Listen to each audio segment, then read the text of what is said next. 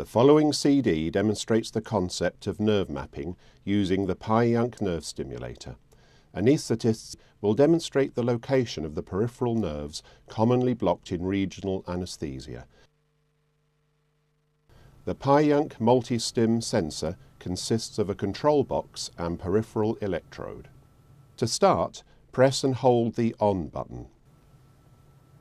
The PAJUNK MultiStim sensor will automatically conduct a self-test, then default to Pause mode, where the LCD display will flash.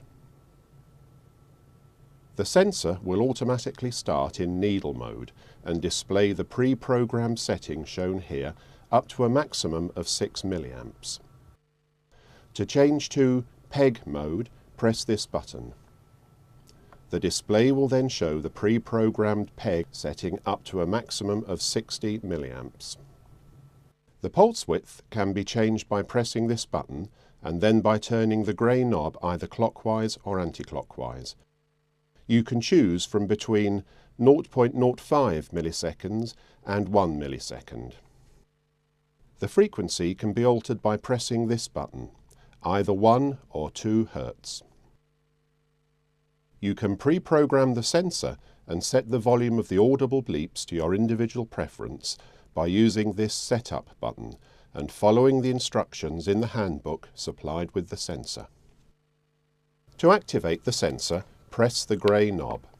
The main LCD display will stop flashing and a patient figure will appear together with a black flashing circle. At this time, the sensor will indicate the flow of current travelling through the patient. If the circuit is incomplete, then the reading will show 0. When the stimulation circuit is complete, the acoustic signal changes pitch.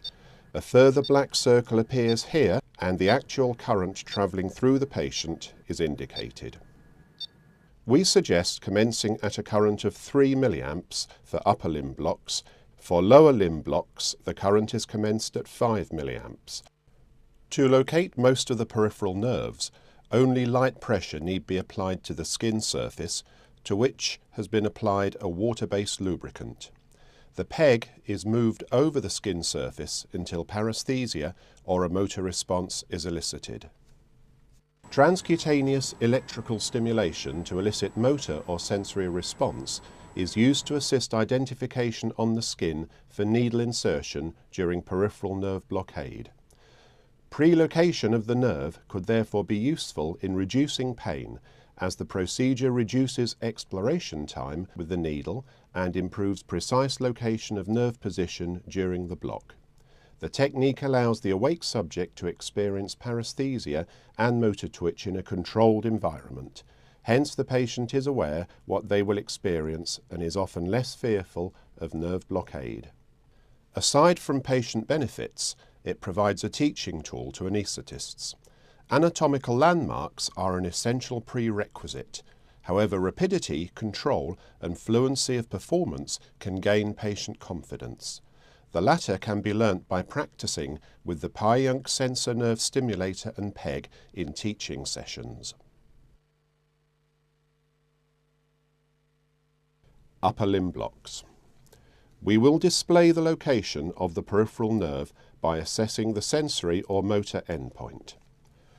Wrist block, median nerve.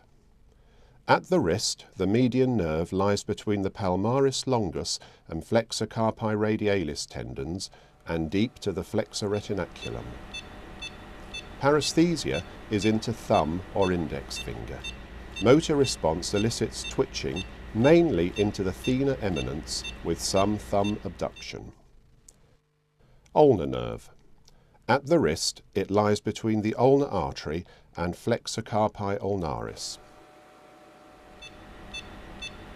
Paresthesia is into little finger. Motor response elicits twitching of the lateral finger flexors.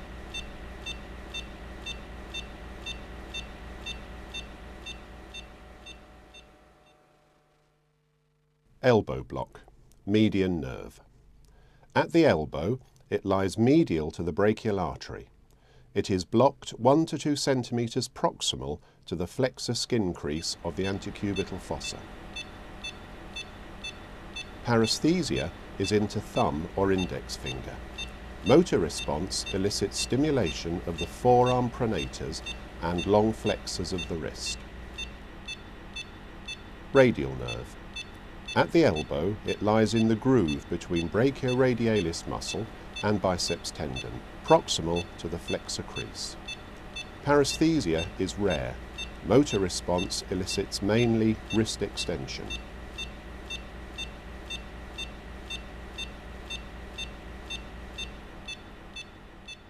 Ulnar nerve. At the elbow, it lies in the sulcus between the medial epicondyle of the humerus and the olecranon. Paresthesia is rare. Motor response causes stimulation of the lateral finger flexors and adduction of the thumb. Mid-humeral approach. Key landmarks are the brachial artery. Paresthesia is local. Motor response, due to the close proximity of the nerves to one another, is often mixed. We can see median nerve stimulation, finger flexion and pronation, followed by a mixed ulnar and radial stimulation. Lateral finger flexion and wrist flexion and triceps twitching and forearm extension.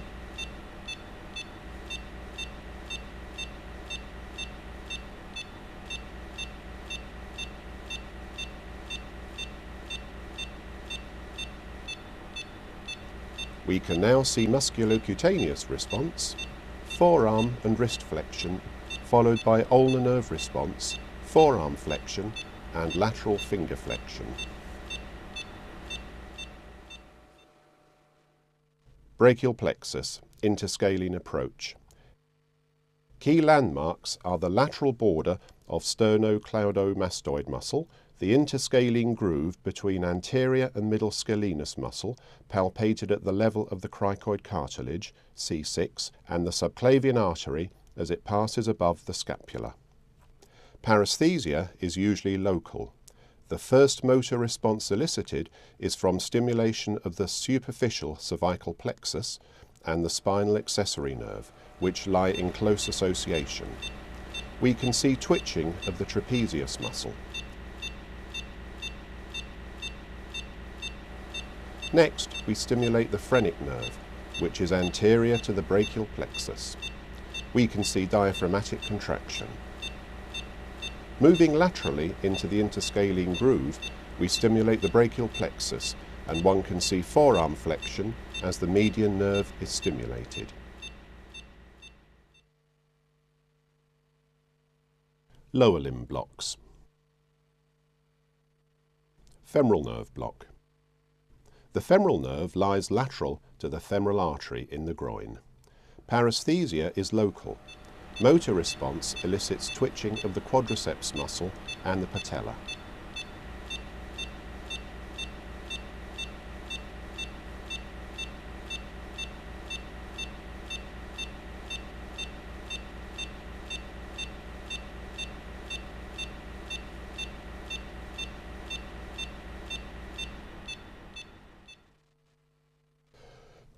Knee block.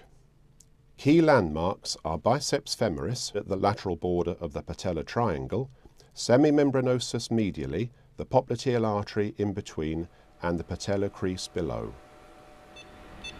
Paresthesia is local. Motor response is shown by plantar flexion by tibial nerve stimulation, followed by dorsiflexion of the foot via the common fibular nerve.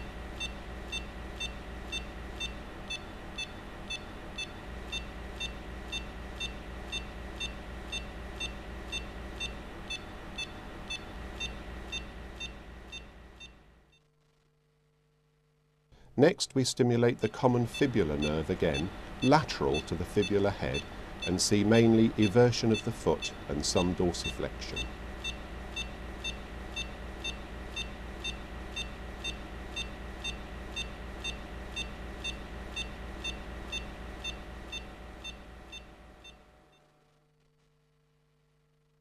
Ankle block. Tibial nerve. It lies between the medial malleolus and the posterior calcaneal border. Paresthesia is into sole of foot and toes, and some motor response can be seen by twitching of the flexor muscles of the sole and the toes.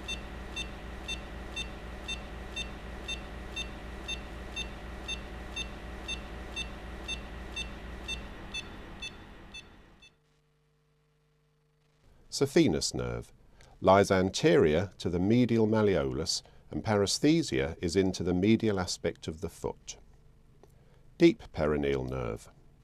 It lies between extensor hallucis longus tendon and tibialis anterior tendon alongside the dorsalis pedis artery. Paresthesia is into big toe. Superficial peroneal nerve. It lies lateral to the dorsalis pedis artery between the medial and lateral malleoli. Paresthesia is into the toes.